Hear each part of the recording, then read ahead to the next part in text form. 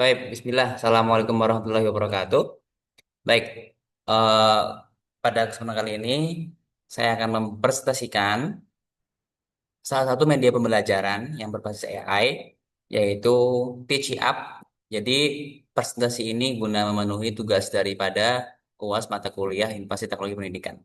Oke, jadi dari yang pertama dulu ya. Apa itu Teaching Up? Teaching Up ini memang sebenarnya aplikasi pembelajaran berbasis AI yang memudahkan untuk guru-guru dalam menyusun pembelajaran, membuat modul, kemudian inovasi pembelajaran dalam kelas, evaluasi pembelajaran, dan juga penilaian. Karena TC App ini sebenarnya juga masih tergolong baru ya teman-teman ya, baru mulai baru mulai didirikan dan juga mulai dikembangkan itu mulai sejak tahun 2022, tepatnya setelah Corona.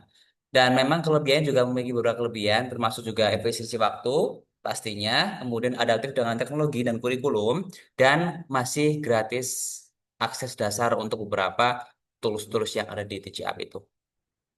Nah, beberapa fitur-fitur unggulan itu termasuk juga generator slide PPT, RPP, dan juga manajemen kelas, dan juga nanti ada kalender untuk bagaimana guru itu membuat sebuah jadwal pelajaran juga nanti bisa di TCAP itu. Namun tetap termasuk tetap ketika ada keunggulan, kelebihan pasti juga ada kekurangan. Nah, kurangnya juga kurang lebih masih ada beberapa bug-bug yang ditemukan dan meskipun banyak tools yang gratis, tapi tidak semuanya gratis. Dalam artian ada beberapa fitur-fitur yang berbayar yang seharusnya harus kita bayar dulu sebelum kita bisa menggunakan. Oke, langsung saja kita masuk ke aplikasinya. Kita langsung masuk ke tutorial, yaitu bagaimana cara menggunakan atau mengintegrasikan Teaching App ini dalam media pembelajaran. Sebelum sebelum masuk ke aplikasi, teman-teman juga udah harus buat akun terlebih dahulu. Saya sudah buat akun, kebetulan itu sudah lewat Google Chrome ya. Jadi, nah, nanti setelah buat akun, ada beberapa tahapan, termasuk nanti untuk identifikasi profil kita sebagai guru. Misalkan kita di SMP, ngajar kelas berapa, mapel apa yang diajar. Nanti langsung di, apa ya, nanti langsung langsung di personalisasikan dengan kita sendiri.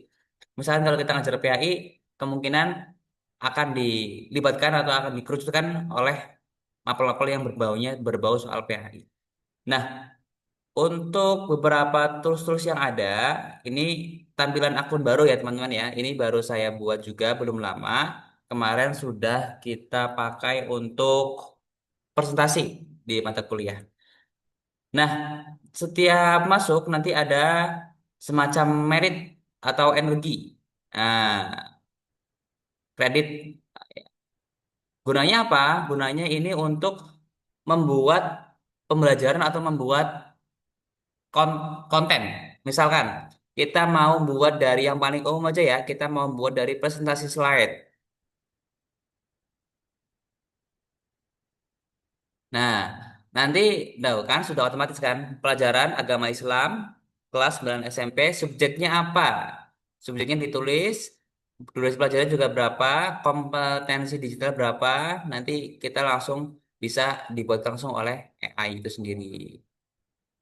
Nah, tapi dalam pemanfaatan Teaching App ini, karena ini juga masih tergolong em, aplikasi baru berbasis AI ya teman-teman ya, masih banyak pengembangan-pengembangan yang terus berlanjut. Artinya kita menggunakan ini bukan sebagai alat yang paten atau alat yang baku, yang kemudian kita masukkan ke dalam sebuah pembelajaran. Tentunya harus ada verifikasi ulang atau mungkin juga em, pelibatan kemampuan kita dalam menambah-nambah atau mengurangi konten-konten apa yang sudah dibuat oleh AI itu sendiri. Jadi ada beberapa fitur-fitur unggulan yang mungkin kita bisa lihat ya. Oke, kita mulai dari apa ya? Dari pelajaran ajaib. Nah, ini mungkin pelajaran yang umum ya. Coba, karena berhubung saya ngajar di agama Islam, terutama sejarah, agama Islam aja ya, agama Islam. Saya kebetulan mengajar di sejarah em, gini aja, agama Islam, karena saya mengajar tarikh, jadi tes agama Islam kelas 9 SMP, oh nggak bisa dua ya, kelas 9 SMP, oke. Topiknya tentang Daulah Abbasiyah. Nah, bisa di custom. Metode yang saya ingin pakai ketika saya mengajar yaitu metode aktif. Aktif jangan. Mungkin ekspositori karena sejarah itu satu kayak apa erat kaitannya dengan ingatan dan juga catatan ya teman-teman ya. Konteks pelajaran saya ingin sebagai guru saya ingin mengajarkan mengajarkan hikmah dari Daulah Abbasiyah untuk diterapkan dalam kehidupan sehari-hari. Oke. Nah, sudah tahun ajarannya sudah untuk kelas 9, mapelnya udah agama Islam, topiknya juga udah, kemudian metodenya sudah. Sekarang bisa langsung kita ke buat konten. Ini nggak kelihatan ya teman-teman ya? Oh iya nggak kelihatan ya.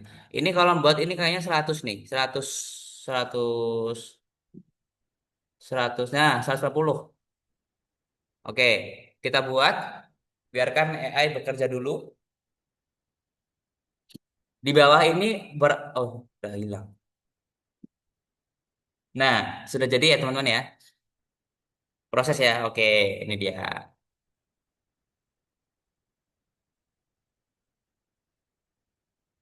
Langsung dibuat dari AI-nya itu sendiri. Tujuannya apa? Materi bacanya apa? Alatnya apa? Dan sebagainya. Oke, kita coba baca satu persatu ya.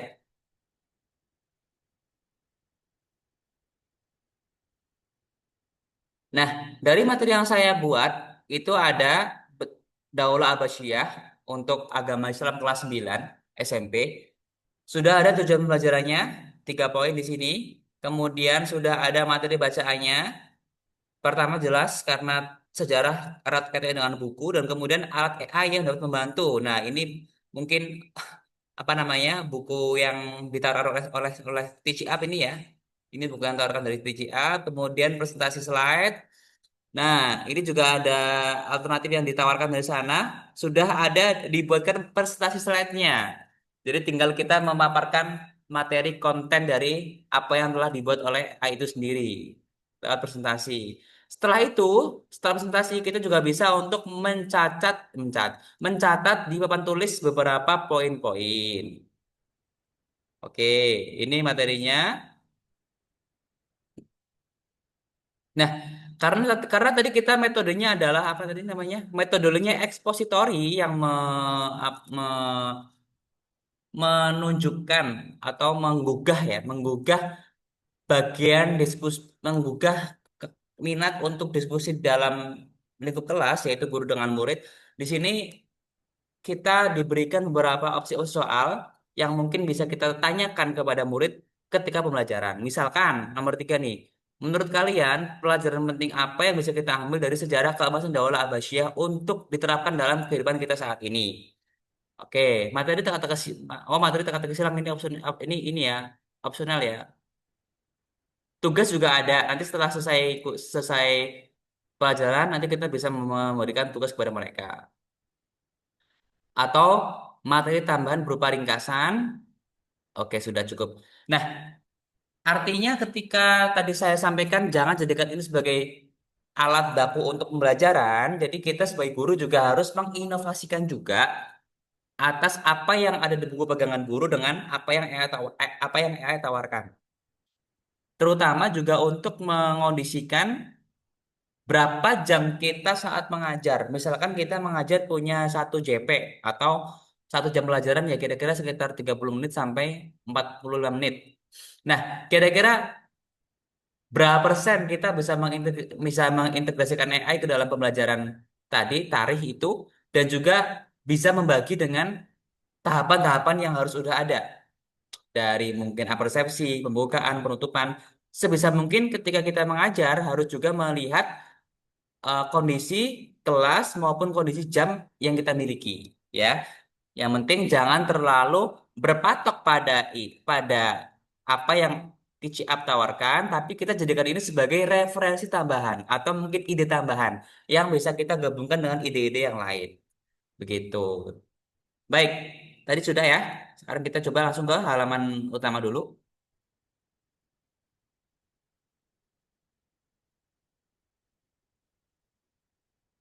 Nah, beberapa poin-poin atau beberapa materi yang sudah saya buat, tadi kita sudah buat Daulah Abbasiyah untuk kelas 9 dan juga mungkin ini nih. Coba saya lihat kemarin ada pelajaran huruf hijaiyah yang sudah saya buat juga. Nah, ini modelnya berbeda ya teman-teman ya. Modelnya 5E ya, bukan metode bukan expository ya. Jadi TCAP ini akan menyesuaikan dengan model yang kita minta. Tadi saya minta pertama expository, ada juga modelnya model aktif, ada juga modelnya model 5E. Nanti TCAP ini menyesuaikan dengan model yang kita minta sesuai dengan materi yang kita tawarkan ke sini. Tuh, sama kan? Tetap ada bagian-bagian untuk bertanya, simulasi dan sebagainya, materi dan sebagainya. Mungkin nggak jauh beda ya. Tetap ada perbedaan sedikit dari setiap model, tapi dari konten-konten yang ditawarkan AI kemungkinan akan sama seperti itu. Oke, tadi itu adalah contoh cara kita sebagai guru membuat pembelajaran yang dalam satu topik. Maksudnya satu pertemuan. Kemudian coba kita buat untuk yang paling umum adalah presentasi slide. Ini sangat membantu ya. Oke, subjek. Kita agama Islam, subjeknya adalah tata cara sholat. Sekarang kita ganti ke kelas sholat itu kelas 7. Oke. Durasi pembelajaran fikih itu biasanya 30 menit atau salah satu JP. Jadi kita harus bisa maksimalkan kompetensi siswa mengerti dan memahami bacaan serta gerakan sholat dengan baik dan benar. Oke, kita custom aja. Udah, kita custom aja nggak apa-apa. Em, mode lah, mode ini aja. Nah, lampirkan file sebagai konten tambahan. Kalau misalkan Bapak Ibu guru atau teman-teman di sini punya file semacam PPT, Word, dan sebagainya, PDF, yang kira-kira nyambung dengan tema yang Bapak Ibu tawarkan, yaitu kalau misalkan saya tadi sholat, itu bisa diunggah di sini, lewat ini nih, lampirkan file. Atau cari di web, memungkinkan AI untuk mencari di internet untuk menghasilkan jawaban ideal, seperti itu. Coba ini saya coba dengan tidak melampirkan file maupun cari di web. Coba kita cek seberapa jauh AI bisa membuat presentasi slide ini ya. Agama Islam kelas 7 SMP, subjeknya tata cara sholat dan dengan durasi pelajaran 30 menit. Oke, kita coba buat.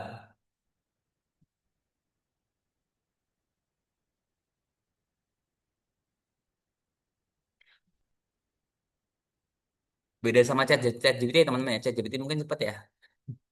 Ini ketika kita buat ya 10 sampai setengah sampai 1 menit lah kira-kira. Oke, udah jadi.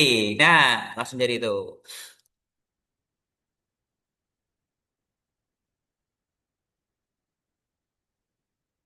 Baik.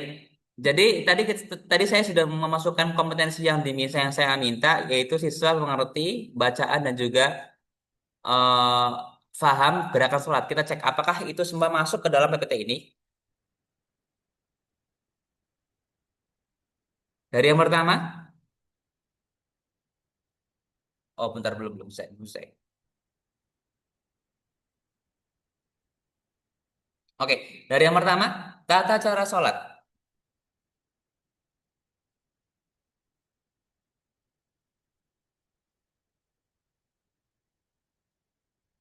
memahami makna, mengenal rukun, gerakan, dan bacaan. Oke, jadi kalau di daftar isinya udah sesuai ya sama apa yang saya minta tadi ya, kompetensinya ya. Coba kita cek di isinya.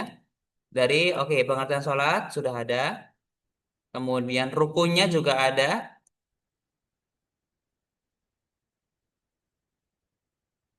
Rukunya lengkap, takbir, ruku, tasyahud, salam. Nah, oh ya, tertib. Sekarang kita cek bacaannya coba.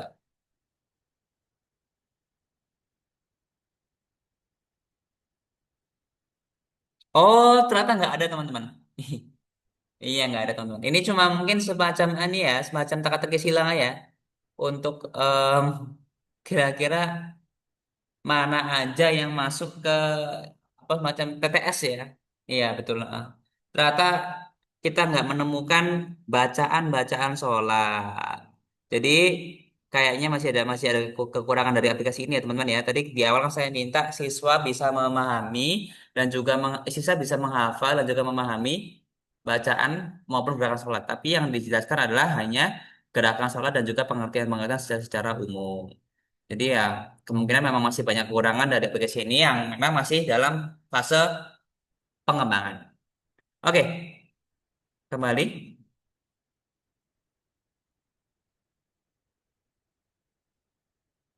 Kemungkinan akan lebih bagus ketika Bapak Ibu guru atau teman-teman itu membeli fitur Pro ya, karena semakin kita semakin AI Pro kan juga semakin banyak fitur yang ditawarkan. Oke, pen saya masih 200, jadi kita masih bisa membuat semacam rencana pembelajaran. Ini yang paling panjang mungkin ya. Maksudnya secara waktu bisa digunakan dalam 1, 2, 3, 4 bahkan 1 semester pembelajaran. Coba kita pakai apa namanya tools ini rencana pelajaran. Ini kayaknya menghabiskan energi lumayan banyak ya. Agama Islam masih sama dengan topik kita sekarang ke kelas 8 SMP. Topiknya adalah agama Islam kelas 8 itu sopan santun coba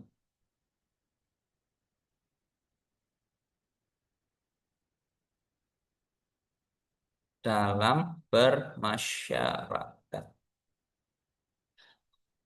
Kita anggap topik ini satu bab buku ya, satu bab daripada buku. Coba kompetensinya kita kosongkan, detailnya kita kosongkan, durasi pembelajarannya mungkin 50 menit karena PAI ya 50 menit atau ya sekitar itu.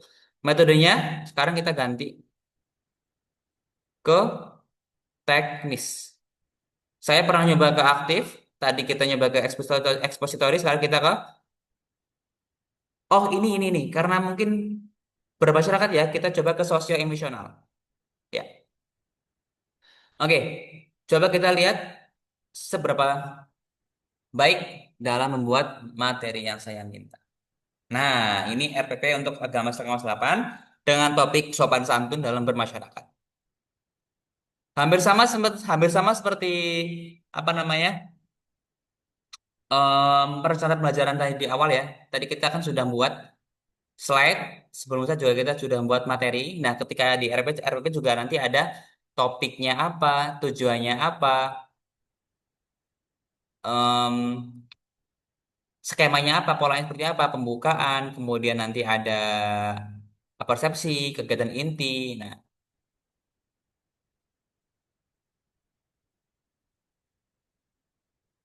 oh iya ya, saya mengerti. Jadi ketika mungkin Bapak Ibu guru atau teman-teman ingin mengintegrasikan TCAP ini dalam sebuah pembelajaran, alangkah baiknya menggabungkan dua tools yang tadi kita sudah buat. Yang pertama itu rencana pelaksanaan pembelajaran. Ini nanti udah ada ininya ya, rencananya ya dari A sampai Z itu apa, ngajarnya apa, dalam kurun waktu 50 menit seperti apa yang harus kita lakukan. Kemudian, nah, RP ini kita gabungkan dengan materi yang di awal kita sudah buat. Kok hilang?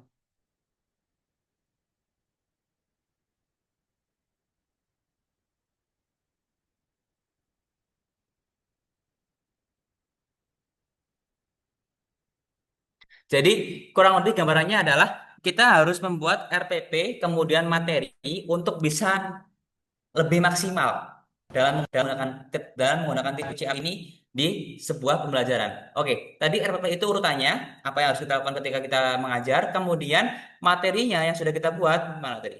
Daulah apa sih ini ya terakhir ya?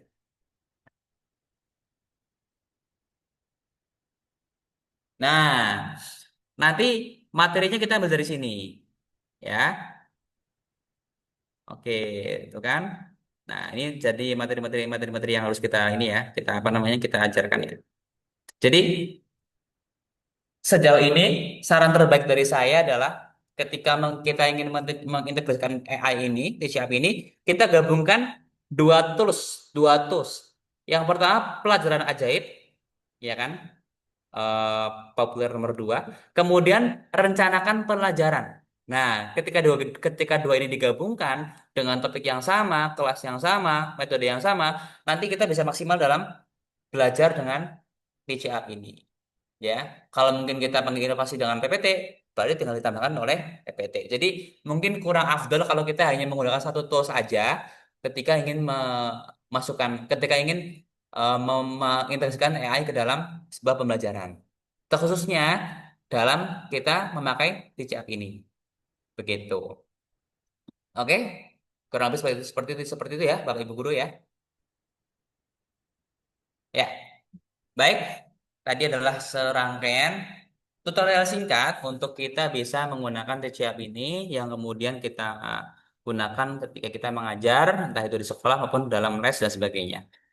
Dan memang kita perlu pahami bersama bahwa TCA ini masih perlu pengembangan dan juga ya, ya yang namanya AI mungkin bergerak di algoritma atau mungkin di ranah yang kering, sedangkan kita sebagai guru kita memiliki ranah yang basah akan adab, etika dan sebagainya. Ketika kita sebagai guru yang kita menjunjung tinggi humanisme digabungkan dengan AI yang memang secara secara apa ya namanya juga kecerdasan buatan kita gabungkan itu dan maksimal insya Allah akan menghasilkan pembelajaran yang inovatif dan juga kreatif kemudian dan tentunya adaptif dengan zaman ya jangan sampai kita menolak mentah-mentah hadirnya teknologi namun jangan juga kita membawa teknologi sepenuhnya ke dalam pembelajaran perlu adanya integrasi yang bijak sesuai dengan apa namanya etika sebagai pendidik yang ada gitu. Seperti itu ya teman-teman ya.